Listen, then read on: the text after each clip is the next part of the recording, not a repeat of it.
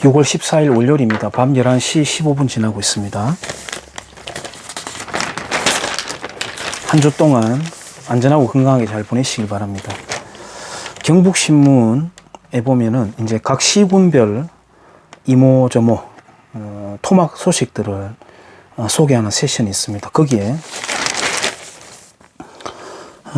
청송군 소식이 실렸는데요. 청송군은 17일까지 내고장 항일의병의 길 걷기를 한다. 이렇게 이제 프로그램이 있어요. 청송군은 청송교육지원청과 함께 지난 8일부터 오는 17일까지 내고장 항일의병의 길 걷기를 진행 중이다. 6월 호국 봉헌의 달을 맞아 추진하는 이번 사업은 중학교 교육과정과 연계하여 관내 9개 중학교에 139명이 5분임으로 나눠 참여하고 있다. 참가 학생들은 의병 유공 서훈을 받은 전국 의병선열 2690명의 위패를 모시고 있는 항일의병 기념공원을 비롯해 일본으로부터 독립의 밑거름이 된 청송 출신 항일의병들의 유적지 12곳과 문화유적지 3곳을 둘러보게 된다. 특히 청송군 문화관광해설사가 탐방지의 활동상과 역사적 의미를 설명해주고 함께 체험을 하는 등 흥미와 배움이 있는 교육의 장이 되고 있어 더욱 주목받고 있다. 윤경희 청송군수는 학생들이 역사 속 내고장에서 일어났던 국난 극복의 현장을 직접 돌아봄으로써 시련의 역사를 교훈삼아 애국, 애양심을 키우는 계기가 되기를 바란다고 했다. 일단은 이런 교육으로는 애국 애양심을 키울 수가 없고요. 이런 분들의 멘탈은 뭐냐 하면은 이제 야 호국이라고 한다면 대한민국 이전의 시대인 조선시대 때 적으로부터 외침을 당했을 때 이 나라를 지켜냈던 우리 선조들도 대한민국이 있게 지금 이 대한민국이 있기까지 한 원동력이 되었지 않느냐, 뿌리지 않느냐 이렇게 이제 주장할 수도 있겠죠. 예, 뭐 그럴 수도 있습니다. 그럴 수도 있어요. 어쨌든 혈족으로서 이제 민족이라고 하는 어떤 상징을 만들고 그것을 이제 국가관으로 녹여낸 것이 이제 이들의 멘탈이기 때문에 그럴 수 있습니다. 자, 그러면은 일본으로부터만 공격을 당했습니까? 중국으로부터도 범중국이라고 할까요? 뭐 청나라, 몽고 뭐 이렇게 다 할 수 있으니까 고려도 역시 마찬가지. 우리 그런 식으로 따지자면 조상의 나라니까. 그런 것은 왜 가면 흔적을 배우려고 하지 않느냐. 바로 이 사람들의 주장이, 논리가 바로 깨지는 거 아니겠습니까? 그리고 그 전에 신라, 백제, 고구려는 청송이라고 한다면 이제 신라에 해당된다고 할 때 적국이었다가 또 외국, 어쨌든 외국이라고 할 수 있는 백제와 고구려에 대한 전투 흔적들을 찾아가지는 않나요? 그러면 그건 한민족인가요? 지금 와서 보니까 하나니까 그때는 단민족이었다? 신라로 볼 때는 백제나 고구려나 당나라나 모두가 외국입니다. 또는 때로는 적국이기도 하고. 근데 왜 일본에 대해서만 이렇게 하는 거죠? 그 다음에 독립의 밑거름이 된 이렇게 이야기하는데요. 제가 입 아프게 이야기하지만 독립과 항일은 다릅니다. 독립과 항일에 교차되는 멤버들도 있습니다만은 완전히 달라요. 스탈린도 항일운동을 했고 김일성도 항일운동을 했고 모택동은 거의 뭐 사기꾼에 가깝게 인민들을 이용했던 것일 뿐이고 아무튼 그렇습니다. 그렇게 폭넓게. 그러다 보니까 지나간 이야기가 아니라 지금 현재 경기도 쪽일 겁니다. 호국 봉헌의 열차라고 하는데 거기에는 김산 공산주의자였어요. 항일운동도 뜨문뜨문했고 김원봉 항일운동도 했습니다. 그런데 6.25 때 쳐내려왔죠. 인민군 소속으로서 6.25 전쟁 끝나고 난 뒤에는 간첩을 난파하는 활동을 하기도 했습니다. 그런 사람들도 독립유공자라고 그렇게 걸어놨습니다.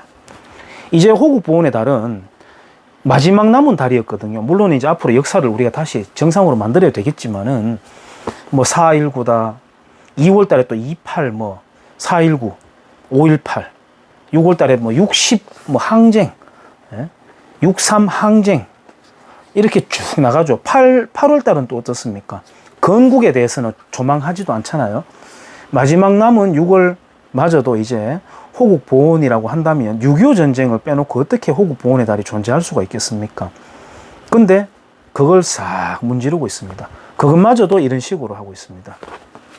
이런 식으로 하고 있어요. 지금 여기도 여학생들이 많아요. 한번 보시면 여기 보니까 인솔 교사도 여자고요. 여기 보세요.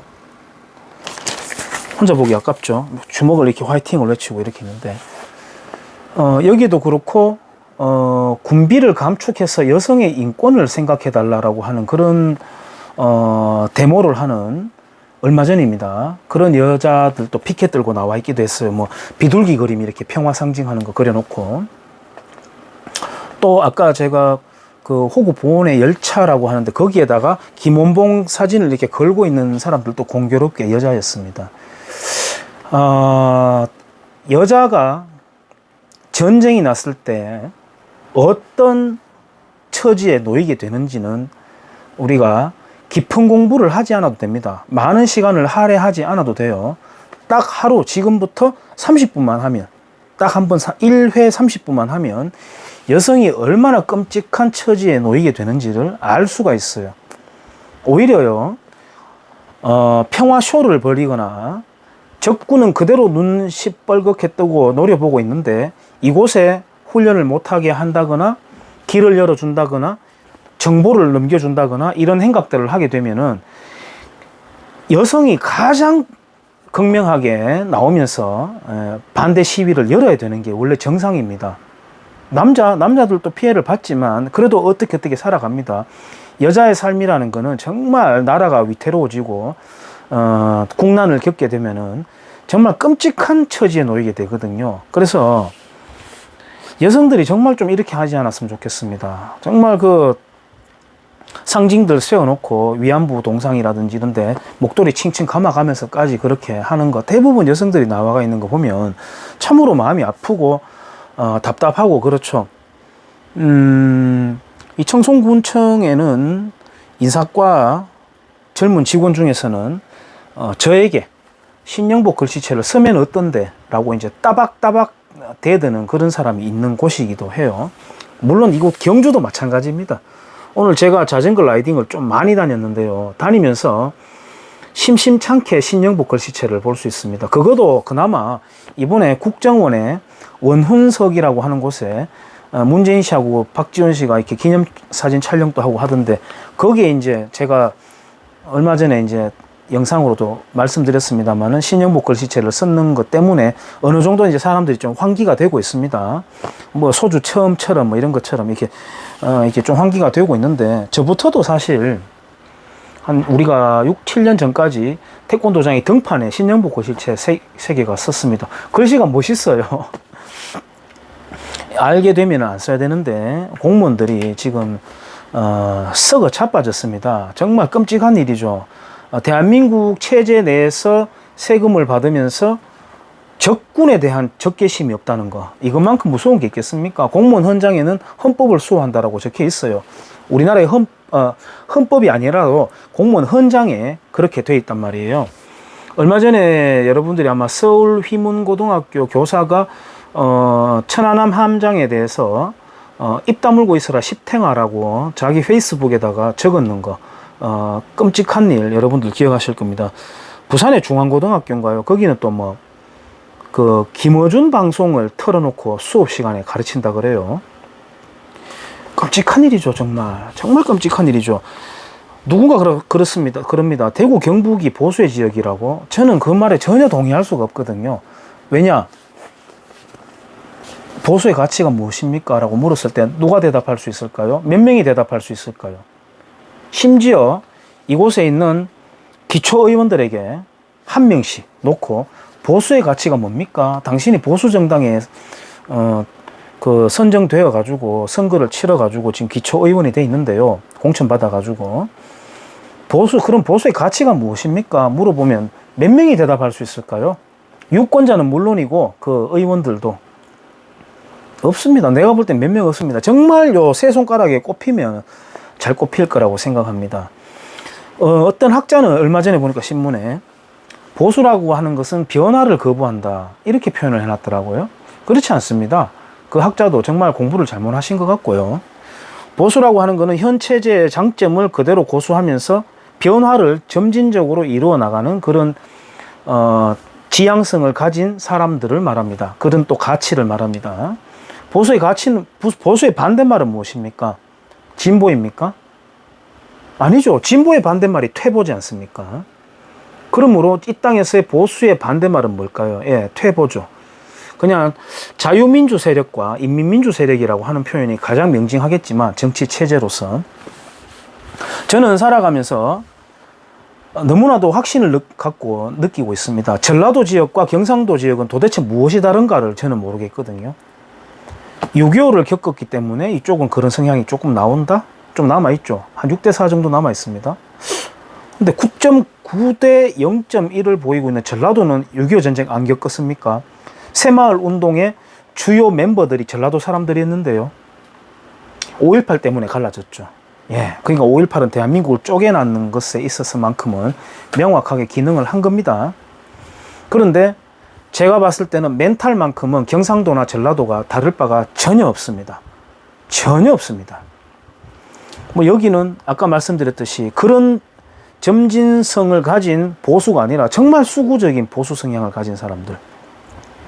그나마도 나이 있는 분들은 좀 갖고 있고요. 젊은 세대는 글쎄요, 강남 좌파 비슷한 코스프레나 해대고 조금 본답시고 하는 사람들은 CNN 같은 거 보고 나머지는 뭐 제가 볼 때는 그런 거 거의 없는 것 같습니다. 제가 이 지역을 폄하하냐고요? 예, 폄하합니다. 현실입니다. 그게 이 청송군에서 보이고 있는 이런 행각들 있잖아요.